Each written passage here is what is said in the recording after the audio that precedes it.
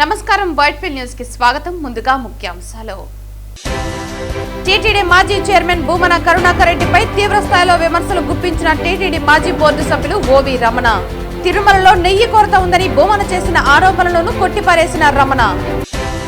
తిరుమల శ్రీవారి పరకామణిలో కూటమి ప్రభుత్వ పాలనలో బంగారం అపహరణం జరిగితే కాపలా కుక్కలని చెప్పుకునే కూటమి నాయకులు ఏం చేస్తున్నారు ప్రశ్నించిన వైఎస్ఆర్సీపీ పార్టీ యువ నాయకులు.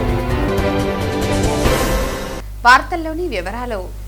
టీటీడీ మాజీ చైర్మన్ భూమన కరుణాకర్ రెడ్డిపై టీటీడీ మాజీ బోర్డు సభ్యులు ఓవి రమణ తీవ్ర స్థాయిలో విమర్శలు గుప్పించారు. తాజాగా తిరుమలలో నెయ్యి కొరత ఉందని భూమన చేసిన ఆరోపణలను రమణ కొట్టిపారేశారు. వ్యక్తిగతంగా ఏమైనా టార్గెట్ చేయాలంటే చేసుకోండి, కానీ దేవస్థానాన్ని మాత్రం దేవుడిని మాత్రం టార్గెట్ చేయడానికి మీరు పూనుకున్నారంటే అది మీకు భగవంతుడు మిమ్మల్ని ఏం చేస్తాడో భగవంతుడిని మీలో మీ విజ్ఞతకు వదిలేయాలి. భగవంతుడు ఆయన చేసే పని ఆయన చేస్తాడు. గరుడు వారధి గురించి 500 కోట్ల రూపాయలు చంద్రబాబు నాయుడు గారు బోర్డు తీర్మానం లేకుండానే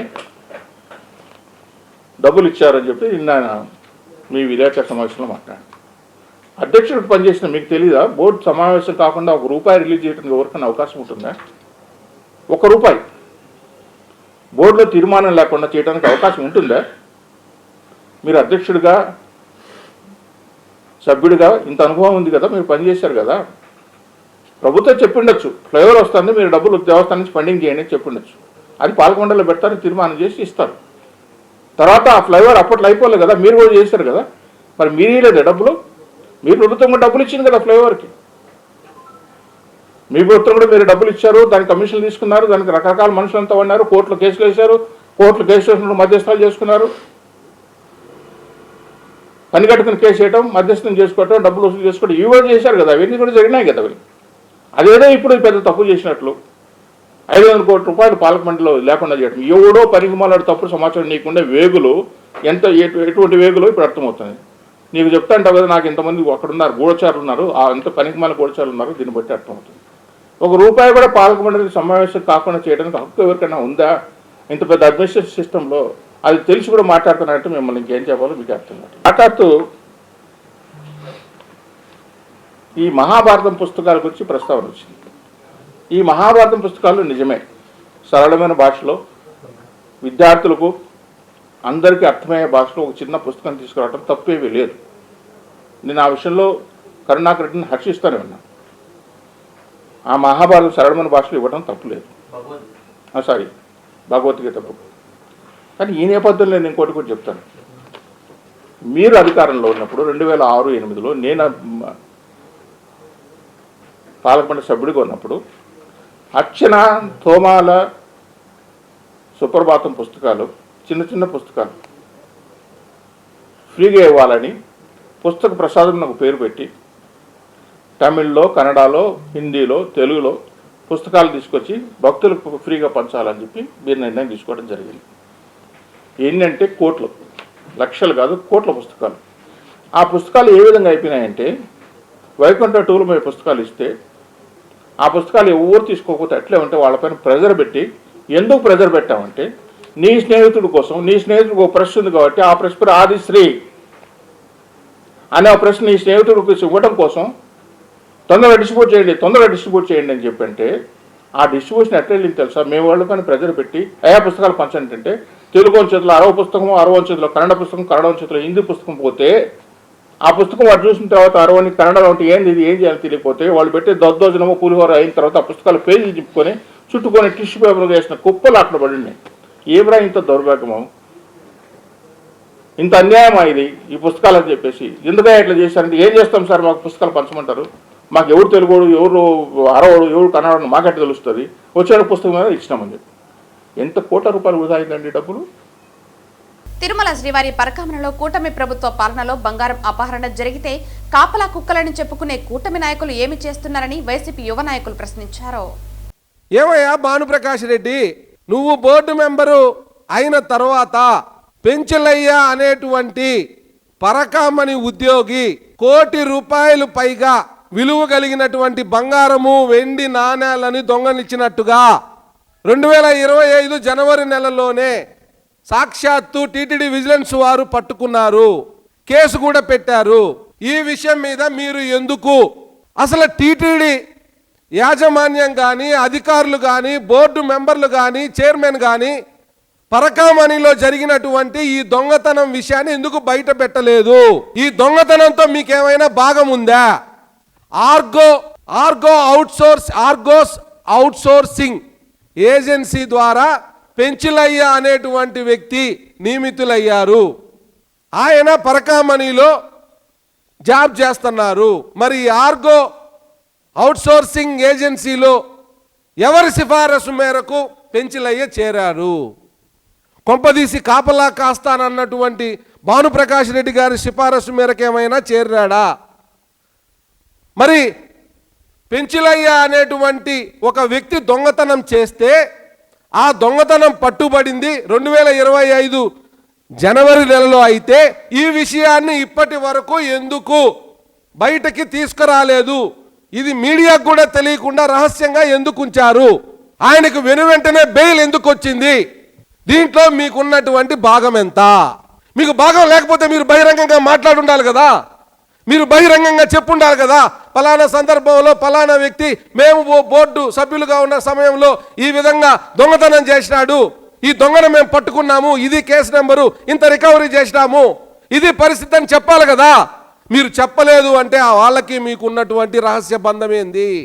ఇక్కడున్న మీడియా మిత్రులకన్నా ఏమన్నా తెలుసా ఈ రకంగా పెంచిలయ్య అనేటువంటి వ్యక్తి దొంగతనం చేసినట్టుగా రికార్డులో ఉంది, కానీ మీడియాకే తెలియదంటే దీని రహస్యం ఏంది?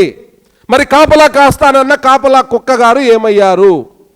76,000 రూపాయల వ్యవహారానికే ఇంత రాద్ధాంతం చేసిన కాపలా కుక్క భానుప్రకాష్ మరి 1 కోటి రూపాయలు విలువైన బంగారం, విలువైన వెండి, అన్నిటికన్నా ముఖ్యమైనది స్వామి వారికి సమర్పించినటువంటి భక్తులు సమర్పించిన కానుకలు 1 కోటి రూపాయలు చోరీకి గురైతే కాపలా కుక్క నోరు మెదపదా? 132 అధికం అంటే 76,000 కన్నా 1 కోటి రూపాయలు, దాదాపుగా 132 రెట్లు. ఎందుకు కాపలా కుక్క నోరు మెదపదు?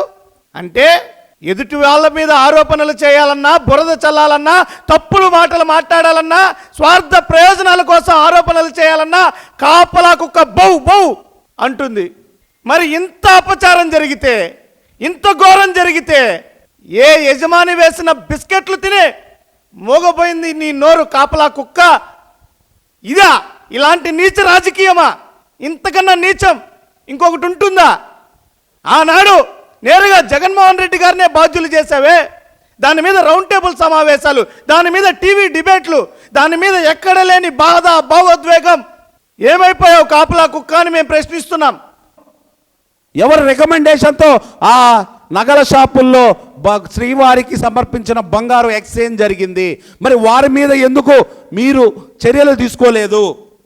72,000 కాజేసిన రవికుమార్ దగ్గర అక్షరాల 15 కోట్లు, 14 నుంచి 15 కోట్లు, అది కూడా రిజిస్టర్ వాల్యూ, అది మార్కెట్ బహిరంగ వాల్యూలో దగ్గర 50 నుంచి 60 కోట్లు విలువైన ఆస్తులు ఆ రోజు వైఎస్ఆర్ గవర్నమెంటు చైర్మన్ అయినటువంటి భూమన కరుణాకర్ రెడ్డి గారు, వైవి సుబ్బారెడ్డి గారు శ్రీవారికి అతని దగ్గర నుంచి లాక్కొని సమర్పించారు. మరి ఈ పెంచులయ్య దగ్గర నుంచి మీరు ఎంత లాక్కొని శ్రీవారికి సమర్పిస్తున్నారో మీరు వచ్చి ప్రెస్ మీట్ పెట్టండి.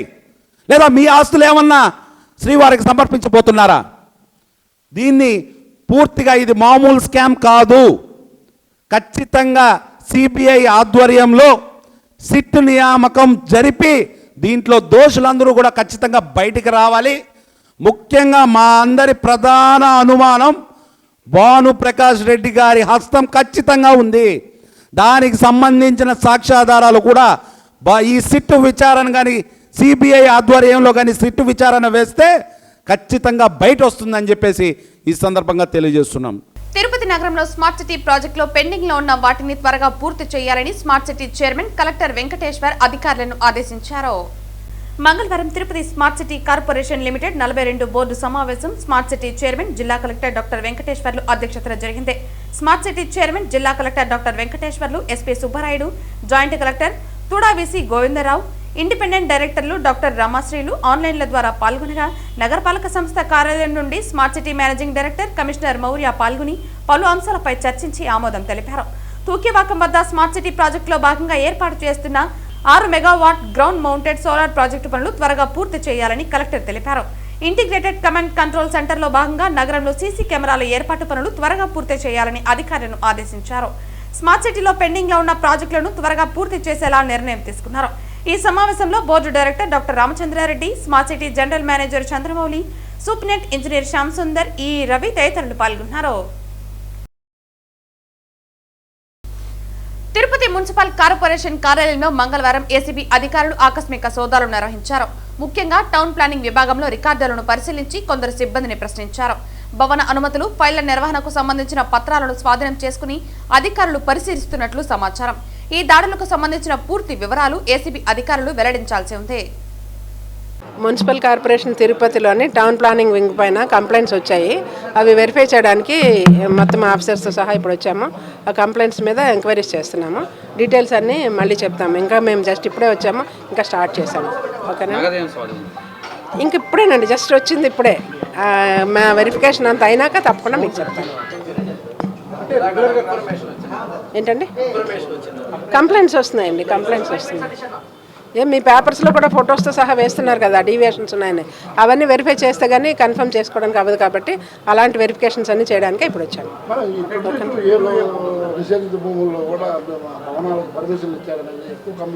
అవునండి, ఉన్నాయండి. అవన్నీ కూడా వెరిఫై చేస్తాను. ఏప్రిల్ 8వ తేదీన తిరుపతిలోని మహతి ఆడిటోరియంలో నిర్వహించ తలబెట్టిన దివ్యాంగుల ఐక్యవేదిక మహాసభకు తుడా చైర్మన్ డాలస దివాకర్ రెడ్డికి ఆహ్వానం లభించింది. ఫిజికలీ ఛాలెంజ్డ్ యునైటెడ్ అసోసియేషన్ ఆధ్వర్యంలో ఏప్రిల్ 8వ తేదీన తిరుపతిలోని మహతి ఆడిటోరియంలో నిర్వహించ తలపెట్టిన పీడబ్ల్యూడీ ఫెడరేషన్ 3వ వసంతోత్సవ వేడుకలు మరియు ఆంధ్ర, తెలంగాణ రాష్ట్రాల దివ్యాంగుల ఐక్యవేదిక సమావేశానికి ముఖ్య అతిథిగా విచ్చేయవలసిందిగా తుడా చైర్మన్, తిరుమల తిరుపతి దేవస్థాన ex officio member, Tedepa Tirupati parliament ప్రధాన కార్యదర్శి డాలసి దివాకర్ రెడ్డిని అసోసియేషన్ ప్రతినిధులు మర్యాదపూర్వకంగా కలిసి ఆహ్వాన పత్రికను అందజేశారు. ఈ కార్యక్రమంలో పీసీయూఏ అధ్యక్షులు, ఉపాధ్యక్షులు మరియు ఇతర నేతలు పాల్గొన్నారు. శ్రీకాళహస్తి హైవేలో తమకు సంబంధించిన స్థలంలో జీవనాధారం కోసం బంకును ఏర్పాటు చేసుకుంటే అక్కడి స్థానికులు మున్సిపల్ సిబ్బందితో కూల్చివేయించారని బాధితులు వాసు, చంద్రమలు వారి కుటుంబ సభ్యులతో కలిసి ఆవేదన వ్యక్తం చేశారు. మేము పెట్టుకున్న బంకుకి మున్సిపాలిటీకి ఎలాంటి సంబంధం లేదు సార్. అయినా మేము కట్టుకునేటప్పుడు ఊర్లో 4 పెద్ద మనుషులను అడిగాము, చేసుకోమన్నారు. చేసుకున్న తర్వాత కమిషనర్ గారు వచ్చేసి మాకు ఒక పర్మిషన్ ఇవ్వలేదు, ఒక నోటీసు పంపించలేదు. ఆ దౌర్జన్యంగా ఒక 15 మందిని 20 మందిని పంపించేసి కొల్ల కొట్టేశారు సార్. మేము ఎందుకు కొడతారు, ఎక్కడ సార్ అని అడిగితే మీకు చెప్పాల్సిన అవసరం లేదు, ఏదైనా ఎక్కువ మాట్లాడితే మేము క్రిమినల్ కేసు పెడతాము అని చెప్పి దౌర్జన్యంగా కొట్టేసి వెళ్ళిపోయారు సార్ వాళ్ళు. సార్ మాది 1 ఎకరా 2 సెంట్లు సార్. అది 2 సెంట్లు హైవేకి పోయింది, 2 సెంట్లు రైల్వే ట్రాక్ పోయింది. పోతే 98 సెంట్లు. 98 సెంట్లలో 88.5 సెంటు మహేష్ అన్న వాళ్ళకి రిజిస్ట్రేషన్ అయింది. ఆ 88.5 సెంటు పోను ఆయన తంత్రి నాటుకున్నాడు. మిగతా 4 సెంట్లలో కాలువని చూపించాడు. ముందైతే కాలువ అయితే లేదు, కాలువకి ఆయన వదిలిన దానికి సంబంధమే లేదు. కాలువ ఒక పక్క ఉంది, ఈయన వదిలిన సైటు మాది. అది ఈయన వదిలిన సైటు ఒక పక్క ఉంది. ఇది వేరే సర్వే నెంబర్లో ఉంది, అది వేరే సర్వే నెంబర్లో ఉంది. దానికి దీనికి సంబంధమే లేదు. ఈ ఊర్లో వాళ్ళు ఏంటంటే మాకు ఊరు పెద్దది అయిపోయింది, మాకు డ్రైనేజ్ నీళ్ళు కావాలి అని చెప్పేసి దాన్ని ఆక్రమించుకుంటున్నారు. అట్టయ్యా మాకు బతకడానికి కష్టంగా ఉంది, అట్నే మీరు ఎప్పుడు లేమన్నా మేము లేస్తాము, మా బతుకు జీవనం కోసము అక్కడ బొంకు పెట్టుకుని జీవనం బతుకు చేస్తాము అనుకుంటే మేము ప్రతి ఒక్కటి చేసేటప్పుడు అంతా అన్నీ ఊరు మొత్తం చూస్తూ ఉన్నారు. మేము నైట్లో చేయలేదు, దొంగతనంగా చేయలేదు, డేర్గానే చేసినాము, అందరిని అడిగే చేసాము. అయినా పెట్టుకోమన్నారు, చూస్తూ ఉన్నారు. 2 రోజుల తర్వాత ఓపెనింగ్ టైంలో ఉన్నట్టుండి కొట్టేసేసారు సార్. 50 సంవత్సరాల ముందు స్థలం మాదే సార్. మా పెద్దోళ్ళు ఏరే వాళ్ళకి అమ్మేసినారు. దాంట్లో 4 సెంట్లు మాకు ఉండదనేసి మేము ఒక చిన్న షాప్ పెట్టుకున్నాం సార్. షాప్ కూడా కాదు సార్, బంకు. నేను కష్టపడలేక మోకాలు నొప్పి వచ్చేసి మేము ఎక్కువ నిండా పేదవాళ్ళం సార్. పేదవాళ్ళ కంటే కూడా నిరుపేదలం. ఒక బంకు పట్టుకుందామని చూస్తే అందరూ కైలాస నుంచి వచ్చి, కమిషనర్ దగ్గర నుంచి వచ్చి అంతా కొట్టి కూలదోసేసినారు సార్. మాకు న్యాయం చేయండి సార్. మాకు అసలు బతికేదానికి బతుకు తిరివే లేదు సార్. అసలు ఎట్లా బతకాలి? మాకు 4 సెంట్లు ఉండదు సార్ అక్కడ. ఇది మున్సిపాలిటీది అని చెప్పేసి వచ్చి కొట్టి కూలదోసేసి మేము ఎట్ట బతుకుతున్నాం అంటే అట్ట బతుకుతున్నాం సార్. మా పరిస్థితిని మా ఊరు అబ్బాయి తోసేసి ఆ పని చేసినారు సార్. ప్రముఖ విద్యా సంస్థలో పనిచేస్తున్న తనపై కక్ష సాధింపుతో ముందస్తు సమాచారం ఇవ్వకుండా ఉద్యోగం నుంచి తొలగించిన యాజమాన్యంపై చర్యలు తీసుకోవాలని senior lecturer Pratap Reddy demand చేశారు. మీ ఆయన్ను చంపేస్తాం, మీ ఆయన జీవితాంతం జైల్లో పెట్టిస్తా, మీ ఆయన ఎక్కడ పని చేయకుండా చేస్తా. ఏజిఎం ఎక్కడ పని చేయలేడు, మీ ఆయన కథ చూస్తా, మీ ఆయన మీద ఒక కేసు పెడతాను నేను. ఒక అమ్మాయిని మీ ఆయన బలవంతం చేయబోయాడని మాలిస్టేషన్ కేసు ఒకటి పెడతా. ఆ విధంగా మా భార్యను రోజు బెదిరిస్తున్నారు, మా నాన్నను బెదిరిస్తున్నారు. నేను 15 రోజుల నుంచి వాళ్ళతో పోరాటం చేస్తున్నాను. కలెక్టర్ గారి నుంచి కలిశాను, డిఈఓ గారిని కలిశాను, అందరినీ కలిశాను. అందరికీ ఇది తెలుసు. డిఈఓ గారు ఏమో ఫోన్ చేశారు ఏజిఎం గారికి 13వ తేదీ 13/2/26. ఆయన ఏజిఎం గారికి కాల్ చేసి ఏం సార్ ఏం విషయం అంటే అది ఇది అని చెప్పాడు. అప్పుడు డిఈఓ గారు ఏం చెప్పారంటే, అయ్యా ఆయన 3 నెలలు తీసేస్తే ఆయన ఎట్లయ్యా బతికేది, ఈ 3 నెలలు మీరు దయచేసి ఆయన్ను కొనసాగించండి అని డిఓ గారు చెప్పారు. మధ్యాహ్నం స్కూల్కి వెళ్తే హెచ్ఎం గారు లేరు, డిఈఓ గారు లేరు, హెచ్ఎం గారు లేరు, ఎక్స్ ఏజిఎం గారు లేరు. 3:30కు నేను ఇంటికి పోతే మా భార్యకు ఫోన్ చేసి ఆ ఏజిఎం బెదిరిస్తున్నాడు, థ్రెటన్ చేస్తున్నాడు. నేను వాడిని చంపేస్తా, వాడు వచ్చినా అంటే కాల్ ఇంచేస్తా, వాని జీవితం అంతమయ్యేటట్టు చేస్తా, వాని జైల్లో పెడేస్తా, ఇంకో స్కూల్లో రేపు సంవత్సరం వాడు పని చేయలేడు, ఈ విధంగా బెదిరి. వెంటనే ఆ రోజు రాత్రే నేను ఎస్వియు సిఐ దగ్గరికి వెళ్ళి 8:30కు కలిశాను. అప్పుడు సిఐ గారు ఏమన్నారంటే, సార్ మీరు ఊరికైనా ఇట్లా కంప్లైంట్ రాసుకొస్తే ఎవరికి సార్, మీరు నాకు రికార్డెడ్ ఎవిడెన్స్ ఇవ్వండి అన్నారు సిఐ గారు. ఎస్వియు సిఐ గారు రికార్డెడ్ అంటే అప్పటికప్పుడు నా దగ్గర ఎట్లా వస్తుంది సార్ రికార్డెడ్ ఎవిడెన్స్ లేదు. నెక్స్ట్ డే ఏం చేశారంటే వాళ్ళు they approached the CI and brought A proposal. What is that proposal means I have to go to Rajampet branch. Raju's అనేది రాజంపేటలో ఒక బ్రాంచ్ పెట్టుకున్నారు ఈ ఇయర్. అక్కడి బొమ్మని మా భార్యను బెదిరిస్తున్నారు, మా భార్య నన్ను బలవంతం చేస్తుంది. అక్కడికి బొమ్మ నాకు ఒక్కడే కొడుకు, వాడు ఒక పిహెచ్ క్యాండిడేట్, మానసిక స్థితి సరిగా లేనటువంటి వాడు నా కొడుకు, mentally retarded person. So my presence is very very important. Now he is writing intermediate exams first year. ఎవరితో ఆయన రాయలేడు నా కొడుకు, స్కైప్ పెట్టుకొని రాయిస్తాం. అప్పుడు స్కైప్ను ఒకరు దొడకపోవాలి, మా వాడిని ఒకరు దొడకపోవాలి. నేను అక్కడికి వెళ్ళిపోతే ఎట్లా సార్, అందుకు ఇట్లా డిస్టర్బెన్స్ ఉంటుందనే మా వాడిని తిరుపతిలోనే చేర్పించాను. బయట నాకు ఎన్ని ఆఫర్స్ వచ్చినా వెళ్ళలేదు, బయట 70,000 కూడా ఇస్తామనేసి ఆఫర్స్ వచ్చాయి, but I don't take any offer. అది మెయిన్ థింగ్ సార్. తర్వాత వచ్చేసి ఈ రాజు అలయన్స్ గ్రూప్ అనేది ఏమంటారంటే దీన్ని టైఅప్ గ్రూప్ అని చెప్పుకుంటున్నారు. టైఅప్ ఏం లేవు వీళ్ళకంటే చూడండి సార్, మెయిన్ రిజిస్ట్రేషన్ నమోదు లేదు సార్. రాజుకు అలెన్కు రిజిస్ట్రేషన్ నమోదు లేదు ఇంతవరకు. తర్వాత రికగ్నిషన్ గుర్తింపు లేదు ఇంతవరకు. తర్వాత నోటీస్ పీరియడ్ ఇవ్వడం లేదు, ఎందుకంటే వాళ్ళకి లాస్టే లేవు, బై లాస్టే లేవు, జ్ఞానికి తెస్తాడు నోటీస్ పీరియడ్. నోటీస్ పీరియడ్ అని సార్ నాకు 2 నెలల ముందు చెప్తే నేను సాలిస్తా కదా, అప్పటికప్పుడు సాలించి వెళ్ళిపో అంటే కుళ్ళోళ్ళమ్మా. వార్తలు ముగించే ముందు ముఖ్యాంశాలు మరోసారి. టీటీడీ మాజీ చైర్మన్ భూమన కరుణాకర్ రెడ్డిపై తీవ్ర స్థాయిలో విమర్శలు గుప్పించిన టీటీడీ మాజీ బోర్డు సభ్యులు ఓవి రమణ. తిరుమలలో నెయ్యి కొరత ఉందని భూమన చేసిన ఆరోపణలను కొట్టిపారేసిన రమణ. తిరుమల శ్రీవారి పరకామణిలో కూటమి ప్రభుత్వ పాలనలో బంగారం అపహరణం జరిగితే కాపలా కుక్కలని చెప్పుకునే కూటమి నాయకులు ఏం చేస్తున్నారు ప్రశ్నించిన వైఎస్ఆర్సీపీ పార్టీ యువ నాయకులు. ఈ వార్తలు ఇంతటితో సమాప్తం. తిరిగి వార్తల్లో మళ్ళీ కలుద్దాం. అంతవరకు సెలవు, నమస్కారం.